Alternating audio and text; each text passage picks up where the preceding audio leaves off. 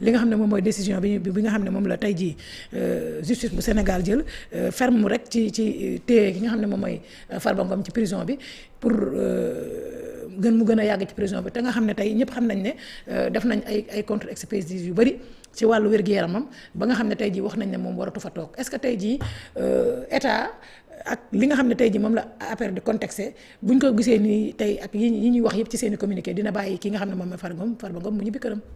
non Farba moom Ousmane Sonko ak nitam ñoo ko téye prison man loolu laa yaakaar parce que Ousmane moo dem ba añam. waaw ne leen bu leen ko wooteel kii dernière élection la ndax prison la jëm. nga jàpp nit ki yóbbu ko prison ba tey mën a mettre sur place des preuves de sa culpabilité.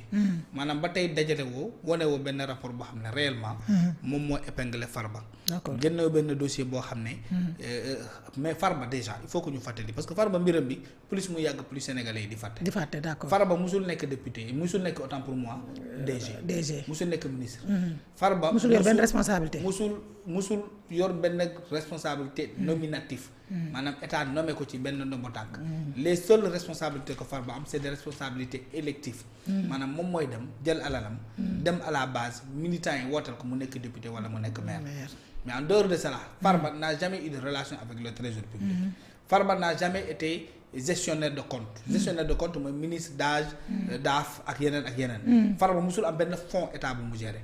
Farba da doon liggéey. Farba am ay dossier am business am. bu ko impliqué dans l'affaire de l'état du Sénégal xam nga il faut que ñu fàttali loolu. lii nu mu demee ci nu ñu nettali. d'accord dafa am état du Sénégal dafa soxla woon déjà. parce que nit ñi dañuy fàttali le peuple sénégalais est amnésique. dañu leen wax loo ay wax yoo xam ne du dëgg. état du Sénégal moo soxla woon sëñ bi. terrain pour defar lycée bu Yoff. amul terrain fu mu koy tabaxee. ñu ñëw Farba moo am terrain ci zone boobu. état du Sénégal soxla ko Farba ni leen. man sama proximité ak Macky Sall mënuma permettre may jaay dara état du Sénégal parce que mën na créer des doutes ak yooyu. mais ci wet gi amoon na Tahirou Sarr mu ci amoon ay terrain Tahirou ne ko yow tu es dans l'immobilier man ma nekk ci. di def business am en tout cas un business dans ce secteur foncier. léegi da nga may jaay sa alal man ma jaay état du Sénégal su ma état du Sénégal fay ma delloo la. loolu rek moo tax banques yi feeñ parce que transfert d'argent yi. c'est l'état du Sénégal qui a payé à Tahirou Sarr. ensuite Tahirou Sarr jël xaalisam fay ko Farba parce que Farba dafa jël wàllam boole ko ak wàllu fat mbiru nu mu tudd alalam. ak alalu. Tahirou Sarr noonu Tahirou dafa jël alalam ak alalu Farba. dajale ko. yaa ngi dégg jaay état du Sénégal mais loolu ana crime bu ci nekk. y a pas de crime à ça. donc ce pays il est interdit. maanaam pour nga tekki fi sax dañ koy tere. nga nekk ci business dañ koy tere. yow sa dund soppeeku parce que dafa ne loolu mënul nekk. ñun il faut que ñu nekk ay baadool il faut que ñu nekk ay pauvres ainsi de suite. c'est ce qui a été expliqué maintenant ba léegi nag dugguñ ci au fond du dossier parce que am na yenn éléments yoo xam ne parce que c'est le dossier pendant devant la justice. ñun mënuñ ci sori. mais jusqu'à présent il faut dire au peuple sénégalais. que ku jàpp Farba war nga mën a jàpp ñu nekkoon trésor. parce que ñooñu ñoo def ko sa xaalis bi jox ko Farba. ñooñu kan moo leen yónni ñu jël xaalis bi jox Farba. ci ban contexte la ci benn cadre la. ci lan moo nekkoon deal bi ainsi de suite. loolu dañ ko war a leeral donc tant que ces gens sont libres. Farba doit être libre parce que tout simplement madame y a pas eu de détournement de fonds. Y a pas eu de complicité. de détournement de fonds ou d'escroquerie sur des biens publics loolu amul. d'accord c'est pas vrai. Farba dafa am alalam am ay terrain fu yàgg liggéey yàgg dimbali APR jël alalam du ci def. APR pour mu jox ko ça bariwul. maintenant c'est comme si dans ce pays là il est interdit aussi d'avoir des liens amicaux fraternels avec un président de la République c'est ce qu'on reproche à Farba. Farba dañ koy reprocher pourquoi nga bëggoon Macky. lan moo taxoon yéen ak Macky Sall seen diggante la tax. lan moo tax yow ak Macky Sall ngeen nekk ay xarit lan moo tax ngeen juboo lan moo tax nga bokkoon APR lan moo tax nga doon taxaw APR di taxaw ma. loolu rek la ñuy toppee Farba. man loolu laa gëm. te loolu il faut qu'on arrête. parce que aujourd'hui il est loyal nag envers le président Macky Sall. aujourd'hui Bassirou Diomaye Faye a des amis.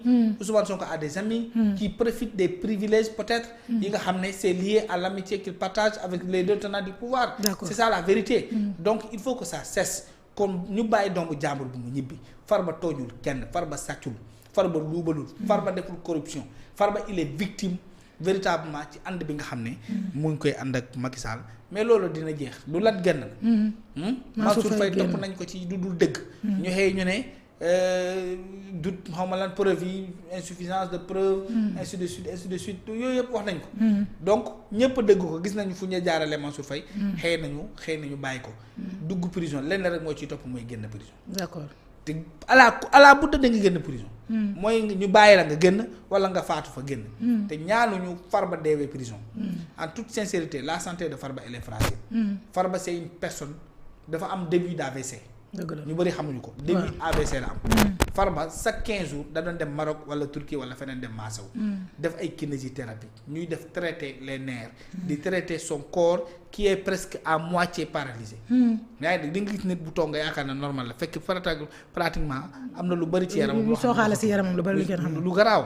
donc lii mooy l'état de santé de Farba. d'accord ay médecins def contre expertise. ne bàyyi leen doomu jàmbur mu ñibbi ngeen weddi ko yéen ngeen def seen expertise bopp ngeen confirmer la thèse ne il est malade. sa place n'est pas la prison. ngeen weddi ko ñu defaat encore benn contre expertise mais quand même maître Moussa Bocar Thiam mais il a eu raison de porter plainte contre le juge. qui refuse la liberté de Farba. parce que quand Farba décède tous ces gens-là peuvent être poursuivis pour complicité. yaa ngi dégg négligence médicale. ayant entraîné la mort ou la perte d'une vie. loolu c'est vraiment normal l'acte que maître Moussa Bocar Thiam a posé. et je pense que c'est le moment de saluer ce courage-là. et de dire maintenant aux ordres nu mu tudd mooy l'ordre des médecins. Des avocats. L'association. des magistrats du Sénégal l'UMS. l'union des magistrats du Sénégal. autant que ils ont dénoncé le comportement de Moussa Bocar Thiam. mais c'est comme ça qu'ils doivent critiquer. refuser rejeter. mais aussi surtout. Dire à ce magistrat que ce n'est pas digne, ce n'est pas humain d'avoir cette posture pour une personne boo xam ne l'ordre des médecins un membre de cette confrérie-là ou de cette organisation a dit kii warul nekk prison. Même l'ordre des avocats du Sénégal l'ordre des médecins du Sénégal doivent mais porter plainte contre ce magistrat-là parce que mënoo leen des éléments des membres de votre association de votre ordre wax ne tel détenu ou tel sénégalais ou tel citoyen ou tel être humain warul nekk ci prison ngeen weddi ngeen nier même la crédibilité de ce document là ba ngeen continuer di maintenir nit ki en prison. donc il faut que ce pays retrouve la sérénité dëkk bi dafa war a dellu ci jàmm dellu ci dal dellu ci maandu ci yenn actes yi les magistrats nañ génne seen làmmiñ ci mbirum politique l'État na génne làmmiñ ñoom ci mbirum magistrat jamono ñooy parce que c'est deux pouvoirs distincts benn bu nekk mooy dafay def liggéeyam ñu ñaan yàlla rek yàlla sàmm Sénégal ba pare ñu bàyyi waa ji mu ñibbi këram sa place c'est pas en prison parce que Farba c'était quelqu'un qui est bien pour sa localité qui travaille pour sa population mais aussi qui est utile étant libre qu'en étant plus utile en étant en prison qu'en étant nu mu tudd il est plus utile en étant libre qu'en étant en prison man loolu laa gëm parce que tout simplement bi ñu jàppee borom alal yëpp dugal ci prison ci le Sénégal dugg ci 7e sous-sol xam nga ñoom ils ont parlé de 4e sous-sol mais bu ñu jëlee borom daraja borom alal yëpp nga jàpp tëj boobu le Sénégal dugg ci pax boo xam ne boobu ba tey pax mi amul escalier échelle amul buum booy mën a jàppandi pour mën a génn amul benn support boo xam ne dafay permettre à ce pays de sortir de ce gouffre pour goûter aux saveurs de la lumière. jërëjëf Kandé ba léegi ci foofu la ñuy des ci waa APR yi parce que gis nañ Macky Sall tey jii ci dette cachée bi mu ciy wax di défier li nga xam ne moom mooy FMI mi ngi contester li nga xam ne tey jii moom la waa tey jii estimation yi nga xam ne tey concernant la dette publique dit ñu ne dette cachée la évaluer des milliards de dollars et des supposés contractés durant son mandat mi ngi koy contexter est-ce que tey jii président